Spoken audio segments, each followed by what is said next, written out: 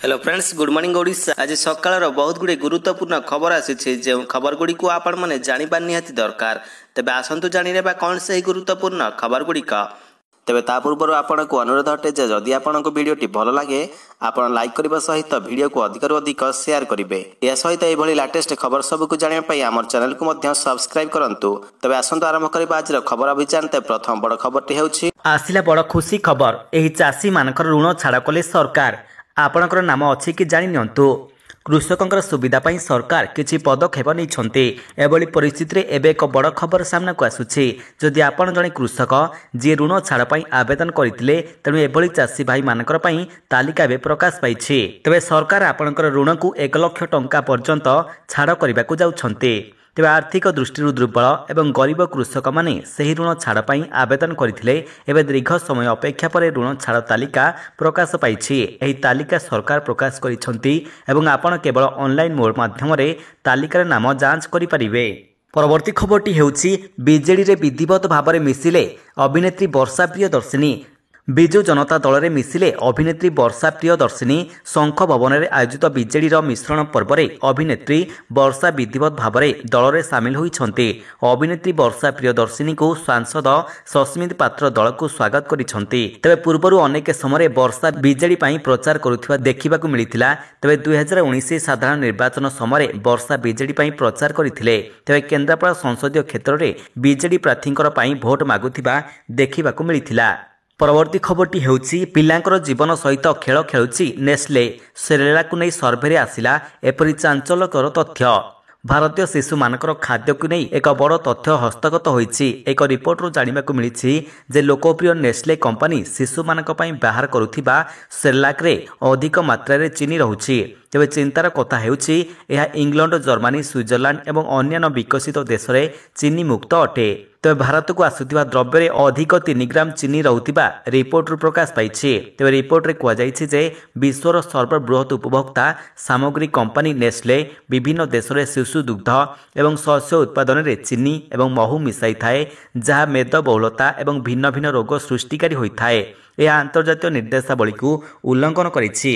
परवर्ती खबरटी हेउछि तातीरु मिलुनी त्राही। 40 डिग्री उपरे राज्यर 30टी सहर। तालचेर सर्वाधिक तापमात्रा। राज्य में ग्रीष्म लहरी जारी रही। सकाल 7टारू सूर्यों प्रखर किरण लोक मानकु अस्तव्यस्त करि पकाउछि। तेज शरीर गमगम झाल बाहरी पड़ुछि। दिन सारा थतला झांची बहुछि।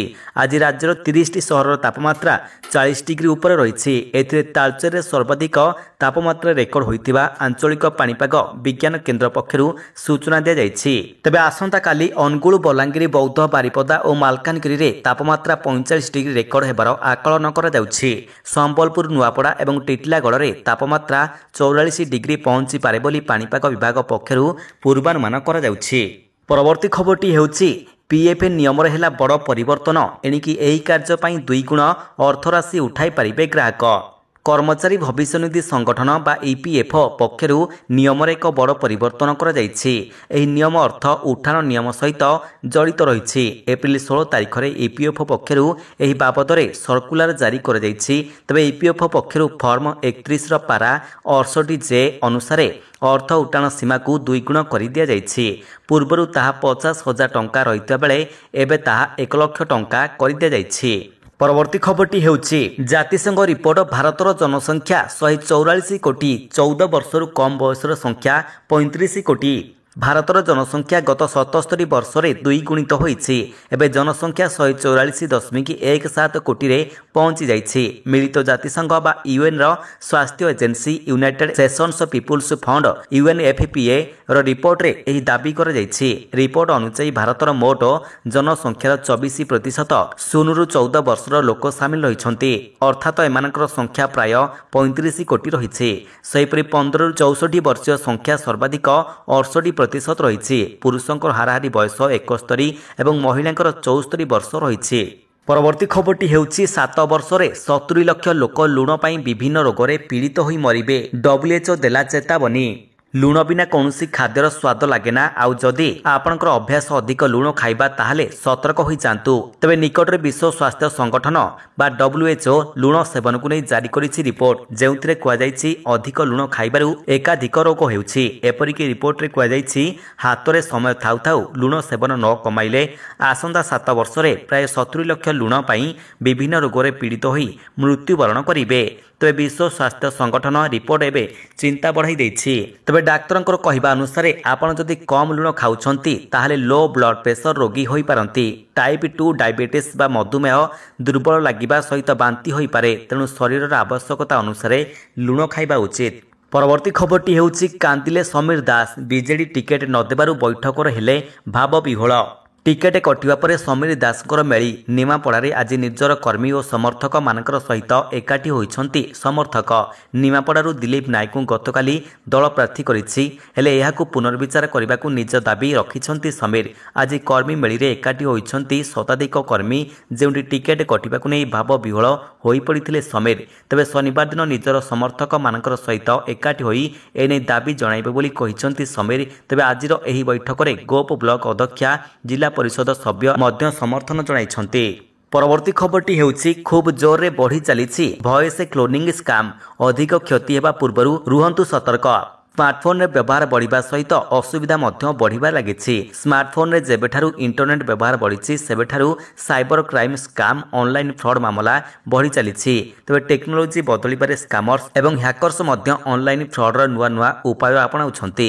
ତେବେ ସାଇବର କ୍ରିମିନାଲ ଲୋକମାନଙ୍କୁ ଠକାମିର ଶିକାର କରିବା ପାଇଁ ଭଏସ୍ କ୍ଲୋନିଂ ସ୍କାମ୍ର ନୂଆ ଉପାୟ ବାହାର କରିଛନ୍ତି। ତେବେ ଯଦି ଆପଣ ସ୍ମାର୍ଟଫୋନ୍ ବ୍ୟବହାର କରୁଛନ୍ତି ତେବେ ଆପଣଙ୍କୁ ସତର୍କ ରହିବାକୁ ପଡ଼ିବ, କାରଣ ଏହି ସମୟରେ ଭଏସ୍ କ୍ଲୋନିଂ ଆପ୍ ଅଧିକ ମାତ୍ରାରେ ବଢ଼ି ଚାଲିଛି। ଯଦି ଆପଣଙ୍କ ପାଖକୁ କୌଣସି ଅନ୍‌ନୋନ୍ ନମ୍ବରରୁ କଲ୍ ଆସୁଛି ତେବେ ସର୍ବପ୍ରଥମେ ସେହି ନମ୍ବର ଚିହ୍ନଟ କରନ୍ତୁ। ପରବର୍ତ୍ତୀ ଖବରଟି ହେଉଛି ନିଜର ମଳଦ୍ୱାରରେ ଲୁଚାଇ ଆଣୁଥିଲେ 1 କେଜି ସୁନା। ଭୁବନେଶ୍ୱର ବିମାନ ବନ୍ଦରରୁ ଗିରଫ ହେଲେ ବ୍ୟକ୍ତି। ଭୁବନେଶ୍ୱର ବିମାନ ବନ୍ଦରରୁ କେଜିଏ ସୁନା ଜବତ। ବିମାନ ବନ୍ଦରରେ କାର୍ଯ୍ୟରତ କର୍ମଚାରୀଙ୍କ ତତ୍ପରତା ପାଇଁ ଜଣେ ସନ୍ଦିଗ୍ଧ ବ୍ୟକ୍ତିଙ୍କଠାରୁ ଏହି ସୁନା ଜବତ କରାଯାଇଛି। ବ୍ୟାଙ୍କକ୍ରୁ ଭୁବନେଶ୍ୱର ଆସି ଅବତରଣ କରିବା ପରେ ଜଣେ ଅଣଓଡ଼ିଆ ଯାତ୍ରୀଙ୍କଠାରୁ ଏହି ସୁନା ଜବତ କରିଛି କଷ୍ଟମ ବିଭାଗ। ତେବେ ଆଶ୍ଚର୍ଯ୍ୟର କଥା ହେଉଛି ବ୍ୟକ୍ତି ଜଣକ କେଜିଏ ସୁନାକୁ ଗୋଲି ଆକାରରେ ନିଜର ମଳଦ୍ୱାରରେ ଲୁଚାଇ ଆଣୁଥିଲେ। ଏପରିକି ମେଟାଲିକ୍ ସ୍କାନରେ ବ୍ୟକ୍ତି ଜଣକ ସ୍କାନ୍ ହୋଇଥିଲେ ମଧ୍ୟ ଧରାପଡ଼ିନଥିଲେ। ତେବେ ଗୁଇନ୍ଦା ବିଭାଗ ଖବର ଅନୁସାରେ ସନ୍ଦିଗ୍ଧ ବ୍ୟକ୍ତିଙ୍କୁ କଷ୍ଟମ ଅଧିକାରୀ ଚେକିଂ କରିବା ସହିତ ଶୌଚାଳୟ ନେଇ ସେଠାରେ ଶୌଚ କରାଇବା ପରେ ସେଥିରୁ କେଜିଏ ସୁନା ବାହାରିଥିଲା। ପରବର୍ତ୍ତୀ ଖବରଟି ହେଉଛି ରାଜଧାନୀରେ ସାବାଡ଼ ହେବେ ରୋଡ୍ ରୋମିଓ। ମହିଳାଙ୍କର ସୁରକ୍ଷା ପାଇଁ ଗଠନ ହେଲା ସ୍ପେଶାଲ ସ୍କ୍ୱାଡ୍। ଝିଅମାନଙ୍କୁ କମେଣ୍ଟ ମାରୁଥିଲେ ସାବଧାନ। ରାଜଧାନୀରେ ସାବାଡ଼ ହେବେ ରୋଡ୍ ରୋମିଓ। ମହିଳାଙ୍କୁ କମେଣ୍ଟ କଲେ ପଡ଼ିବ ମହଙ୍ଗା। ଭୁବନେଶ୍ୱରରେ ରୋଡ୍ ରୋମିଓଙ୍କୁ ସାବାଡ଼ କରିବା ପାଇଁ କମିଶନରେଟ୍ ପୁଲିସ ପକ୍ଷରୁ ଗଠନ ହୋଇଛି ସ୍ପେଶାଲ 14 ଜଣିଆ ଗ୍ରୁପ। ତେବେ ରାଜଧାନୀରେ ମହିଳାଙ୍କୁ ଜଗୁଛି HER ଟିମ୍ ବା ହାଇଲି ଏଫିସିଏଣ୍ଟ ରେସ୍ପନ୍ସ ଟିମ୍। ଭୁବନେଶ୍ୱରରେ ବୁଲୁଛି କମିଶନରେଟ୍ ପୁଲିସର ଏହି ସ୍ୱତନ୍ତ୍ର ମହିଳା ସ୍କ୍ୱାଡ୍। ତେବେ ରାଜଧାନୀରେ ମହିଳାଙ୍କୁ ହଇରାଣ, ହାରାସମେଣ୍ଟ କମେଣ୍ଟ କଲେ ଏହି ଟିମ୍ ତୁରନ୍ତ କାର୍ଯ୍ୟାନୁଷ୍ଠାନ ଗ୍ରହଣ କରିବ। ତେବେ ଅଭିଯୋଗକାରୀ 112 କିମ୍ବା 6372500400 ନମ୍ବରକୁ ମେସେଜ କିମ୍ବା ଫୋନ୍ କରି ଅଭିଯୋଗ କରିପାରିବେ। ପରବର୍ତ୍ତୀ ଖବରଟି ହେଉଛି ପ୍ରଥମ ପର୍ଯ୍ୟାୟ ନିର୍ବାଚନ ନିମନ୍ତେ ପ୍ରସ୍ତୁତି ଚୂଡ଼ାନ୍ତ ପର୍ଯ୍ୟାୟରେ। ସୋଶାଲ ମିଡ଼ିଆରେ ମହିଳା ପୋଲିଂ ଅଧିକାରୀଙ୍କ ଫଟୋ ହେଉଛି ଭାଇରାଲ। ରାତି ପାହିଲେ ପ୍ରଥମ ପର୍ଯ୍ୟାୟ ଭୋଟ ଗ୍ରହଣ, ତେଣୁ ଏଥିପାଇଁ ପ୍ରସ୍ତୁତି ଏବେ ଚୂଡ଼ାନ୍ତ ପର୍ଯ୍ୟାୟରେ ରହିଛି। ଏହି କ୍ରମରେ ମତଦାନ କରାଇବାକୁ ରହିଥିବା କର୍ମଚାରୀଙ୍କୁ ନିର୍ବାଚନ ସାମଗ୍ରୀ ବାଣ୍ଟି ଦିଆଯାଇଥିବା ବେଳେ ସେମାନେ ଏବେ ନିଜ ନିଜ ଗନ୍ତବ୍ୟରେ ବାହାରି ଯାଇଛନ୍ତି। ଏଥିରେ ମଧ୍ୟପ୍ରଦେଶ ଲୋକସମ୍ପର୍କ ବିଭାଗ ଓ ମୁଖ୍ୟ ନିର୍ବାଚନ ଅଧିକାରୀ ସୋଶାଲ ମିଡ଼ିଆ ଏକ୍ସରେ ଏକ ଫଟୋ ଅପଲୋଡ୍ କରିଛନ୍ତି, ଯାହା ଏବେ ଭାଇରାଲ ହୋଇଛି। ଲୋକେ ମଜାଦାର କମେଣ୍ଟସ୍ ମଧ୍ୟ ଦେଉଛନ୍ତି। ଏଥିରେ ଜଣେ ମହିଳା ନେଟିଜେନ୍ ସୋଶାଲ ମିଡ଼ିଆ ପୋଷ୍ଟ ଦେଖି ନିର୍ବାଚନ ଅଧିକାରୀଙ୍କ ଉପରେ କଳିଯୁଗର ପ୍ରଭାବ ବୋଲି ଉଲ୍ଲେଖ କରିଛନ୍ତି। ପରବର୍ତ୍ତୀ ଖବରଟି ହେଉଛି ଆସିଗଲା ଜିଓର ବର୍ଷିକିଆ ପ୍ଲାନ୍, ମିଳିବ ସବୁ କିଛି ଫ୍ରି। ରିଲାଏନ୍ସ ଜିଓ ହେଉଛି ଏମିତି ଏକ ଟେଲିକମ୍ କମ୍ପାନୀ ଯେଉଁଥିରେ ବର୍ତ୍ତମାନ ଗ୍ରାହକମାନଙ୍କର ସଂଖ୍ୟା ସର୍ବାଧିକ ରହିଛି। ଏହାର ବେଷ୍ଟ କନେକ୍ସନ୍ ଏବଂ ହାଇସ୍ପିଡ୍ ଇଣ୍ଟରନେଟ୍ ହେତୁ ଏହା ଲୋକମାନଙ୍କର ହୃଦୟକୁ ଜିତିବାରେ ଲାଗିଛି। ଯଦି ଆପଣ ଏକ ଜିଓ ସିମ୍ ବ୍ୟବହାରକାରୀ ଏବଂ ଆପଣ ଲମ୍ବା ସମୟର ଭ୍ୟାଲିଡିଟି ସହିତ ଏକ ପ୍ଲାନ୍ ଚାହୁଁଛନ୍ତି, ତେବେ ବର୍ତ୍ତମାନ ଆପଣଙ୍କର ସନ୍ଧାନ ଶେଷ ହୋଇଛି, କାରଣ ଆପଣଙ୍କ ପାଇଁ ଜିଓ ତରଫରୁ ଆସିଛି ଖୁସି ଖବର। ତେବେ 2999 ଟଙ୍କାର ରିଚାର୍ଜ ପ୍ଲାନ୍ରେ ଆପଣଙ୍କୁ 365 ଦିନ ପର୍ଯ୍ୟନ୍ତ ଲମ୍ବା ଭ୍ୟାଲିଡିଟି ମିଳିବ। ଏହାକୁ ବର୍ଷକୁ ଗୋଟିଏ ଥର ରିଚାର୍ଜ କରିବାକୁ ପଡ଼ିବ। ତେବେ ଏଥିରେ ଆପଣଙ୍କୁ ପ୍ରତି ମାସରେ 230 ଟଙ୍କା ଖର୍ଚ୍ଚ କରିବାକୁ ପଡ଼ିଲା। ଆପଣଙ୍କୁ ଏଥିରେ 912 ଜିବିରୁ ଅଧିକ ଡାଟା ମିଳିବ। ଏହା ସହିତ ଦିନକୁ 2.5 ଜିବି ପର୍ଯ୍ୟନ୍ତ ପର୍ଯ୍ୟନ୍ତ ଡାଟା ମିଳିବ। ଏହା ସହିତ 5G ଡାଟା ମାଗଣା ମିଳିବ। 100 SMS ମାଗଣା ସୁବିଧା ମଧ୍ୟ ଆପଣ ଉଠାଇ ପାରିବେ। ଏହା ସହିତ ଜିଓ ଟିଭି, ଜିଓ କ୍ଲାଉଡର ଫ୍ରି ଏଣ୍ଟ୍ରି ମଧ୍ୟ ଆପଣଙ୍କ ପାଇଁ ଉପଲବ୍ଧ ହେବ। ତେବେ ଏହିଭଳି ଲାଟେଷ୍ଟ ଖବର ସବୁକୁ ଆପଣ ଜାଣିବା ପାଇଁ ଆମର ଚ୍ୟାନେଲକୁ ସବସ୍କ୍ରାଇବ୍ କରିବା ସହିତ ଭିଡ଼ିଓକୁ ଅଧିକରୁ ଅଧିକ ସେୟାର କରନ୍ତୁ। ଧନ୍ୟବାଦ।